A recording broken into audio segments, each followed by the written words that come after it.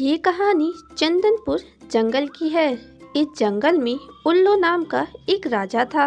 उल्लू राजा के राज में सभी पंछी खुशी खुशी रहते थे। सभी पंछी उल्लू को दिल से राजा मानते थे क्योंकि वह बहुत दयालु था। उल्लू महाराज की जय, उल्लू महाराज की जय हो।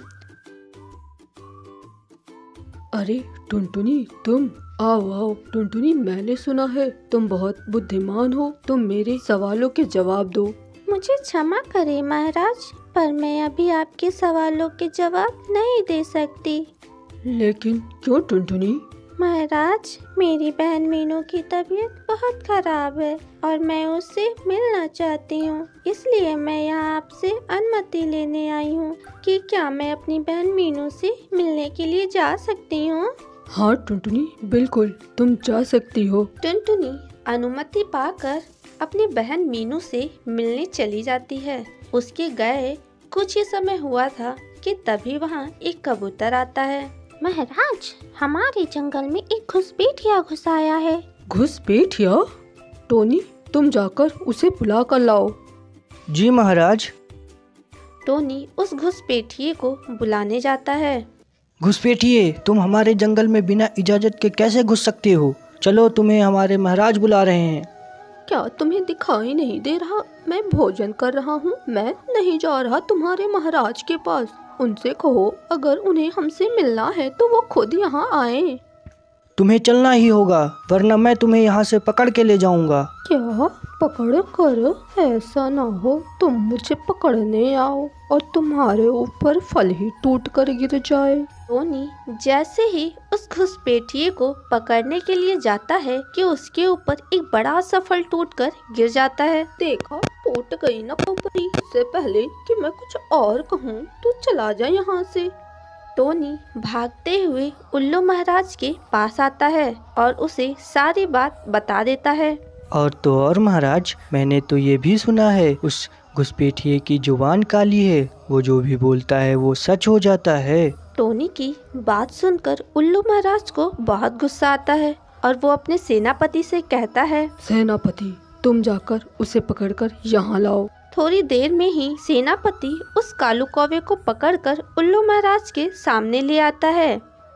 दुष्ट कौवे, तुम्हारी हिम्मत कैसे हुई हमारी इजाजत के बिना हमारे जंगल में घुसपैठ करने की और हमारे हुक्म का पालन न करने की? क्या तुम नहीं जानते मैं यहाँ का राजा हूँ?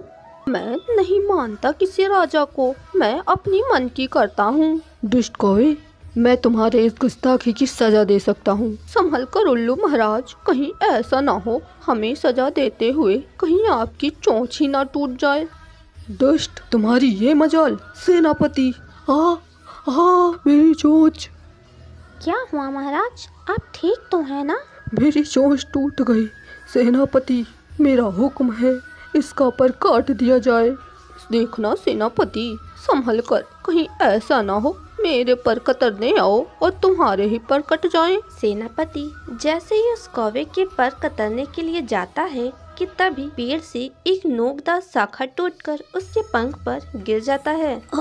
मेरा पर, हाय मेरा पर टूट गया रे।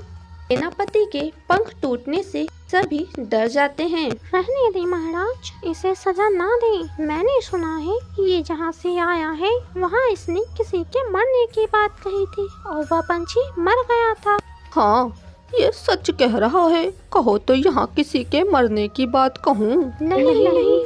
हाँ तो ठीक है, मैं बहुत थक गया हूँ। मैं थोड़ा आराम करना चाहता हूँ। अगर किसी को एतराज ना हो तो मैं राजा के सिंहासन पर बैठकर थोड़ी देर आराम कर लूँ।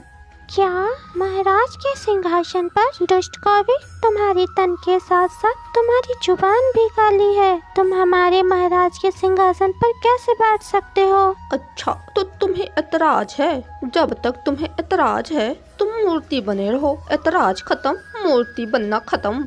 आज से मैं तुम्हारा राजा हूँ। इतना कहकर कौवा उल्लू राजा के सिंहासन पर बैठकर आराम करने लगता है।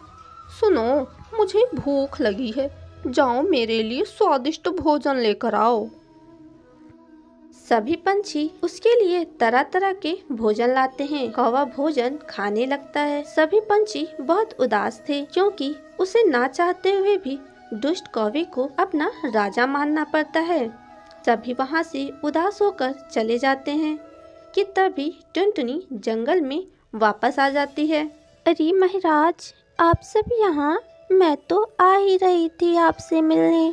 टुनटुनी, तुम्हारी बहन कैसी है? अच्छी है महाराज, इसलिए मैं अपने जंगल वापस आ गई। पर महाराज, आप सब कहाँ जा रहे हैं? उल्लू टुनटुनी को सारी बातें बता देता है। फिर क्या था, टुनटुनी करती है अपनी बुद्धि का इस्तेमाल और लेकर पहुंच जाती है दुष्ट कौवे के पास फरमान। उल्लू महाराज की जय हो, उल्लू महाराज की जय हो। महाराज, हम आपके लिए एक फरमान लेकर आए हैं। तुम कौन हो और हमारे महाराज कहाँ हैं? मैं ही तुम्हारा महाराज हूँ। कहो, क्या फरमान लाए हो? ये फरमान सिर्फ हमारे महाराज के लिए है, तुम इससे नहीं पढ़ सकते। मैं पढ़ सकता हूँ, ये फरमान मुझे दो। टुनटुनी उसे फरमान दे देती है और वह पढ़ना शुरू कर देता है। जो ये फरमान पढ़ रहा है, मैं चाहता हूँ उसके पास एक बड़ा सा चील आए और उसे उड़ाकर ले जाए। बस फिर क्या, कौवे के ऐसा कहते ही एक बड़ा सा चील उसके पास आता है और उसे वहाँ से उड़ाकर ले जाता है। सभी पंछी टुनटुनी की बहुत तारीफ करते हैं और पहले की तरह खुशी खुशी रहने लगते हैं।